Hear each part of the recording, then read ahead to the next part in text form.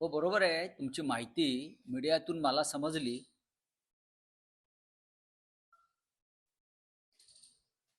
हे जे निर्णय असतात ते पक्षामध्ये शिवसेना पक्षप्रमुख उद्धव ठाकरे यांच्या नेतृत्वाखाली घेतले जातात. माननीय उद्धव ठाकरे सुद्धा कालांतराने पक्षाचे कार्याध्यक्ष झाले होते. आणि जर श्री आदित्य ठाकरे यांचं नाव समोर आलं असेल आपल्या माध्यमातून, तर नक्कीच त्याचं स्वागत केलं पाहिजे. चला. ही म्हणजे निवड कधी होणार आहे साधारण? अहो, पण असं काही घडलेलं नाही अजून.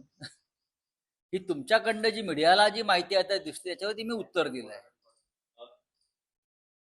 मीडियातली जी माहिती आहे आणि तुम्ही मला प्रश्न विचारताय त्याच्यावरती मी उत्तर देतोय की त्यांचं स्वागत केलं पाहिजे.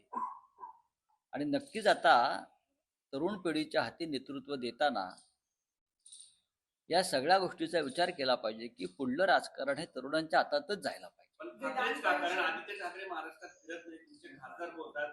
दुसऱ्या कोणत्या व्यक्तीच्या हातामध्ये कार्याध्यक्षपद दिलं तर कमीत कमी तो राज्यात फिरतील देखील. तुमचेच खासदार खासगीत बोलतात की आदित्य ठाकरे फिरत नाही. खाजगीमध्ये बोलण्याला काही अर्थ नसतो. नंबर एक, पक्षामध्ये अनेकदा याच्यावर पक्षाच्या संघटनेबाबत चर्चा होत असते.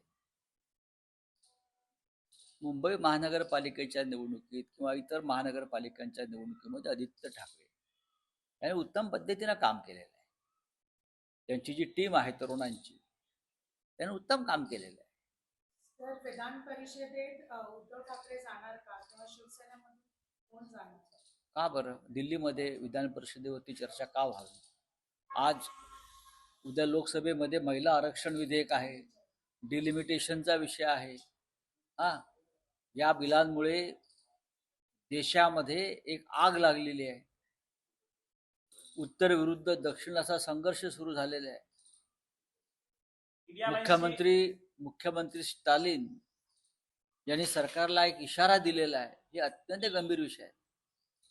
विधान परिषदेमध्ये कोण जाणार किंवा अन्य काही गोष्टी होणार की नाहीत याच्यासाठी आपल्याकडे भरपूर वेळ आहे चर्चा करायला.